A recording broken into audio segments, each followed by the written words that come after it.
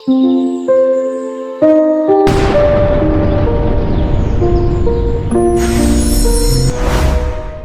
எந்த மனிதனும் நேராக இந்த உலகில் தோன்றவில்லை.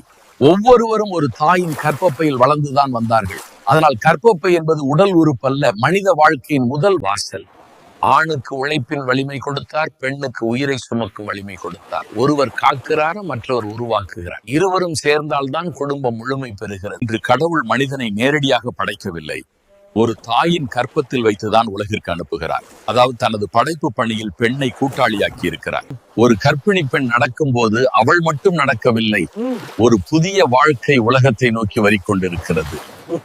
அதனால் கற்பம் ஒரு மருத்துவ நிகழ்வு மட்டுமல்ல, ஒரு புனித பொறுப்பு. கற்பப்பை நமக்கு சொல்லும் பாடம் பெரிய விஷயங்கள் அவசரத்தில் உருவாகாது. ஒரு குழந்தை 9 மாதம் காத்திருந்து பிறக்கிறது. அதுபோல் நம் வாழ்க்கையிலும் நல்ல ஆசீர்வாதங்கள் நேரம் எடுத்தே வரும். வாழ்க்கை உண்மை. பொறுமை இல்லாமல் பிறப்பில்லை, காத்திருப்பில்லாமல் ஆசீர்வாதம் இல்லை. நான் சொல்லும் வார்த்தைகளையும் பொறுமையாய் சிந்திக்கவும். ஆகையால் ஒரு பெண்ணுக்கு கொடுக்கப்பட்ட கருப்பை பலவீனம் அல்ல, அது மனித குலத்தின் தொடர்ச்சிக்கு கடவுளால் கொடுக்கப்பட்ட படைப்பின் சக்தி. இன்றைய தினம் ஆசீர்வதிக்கப்படட்டும்.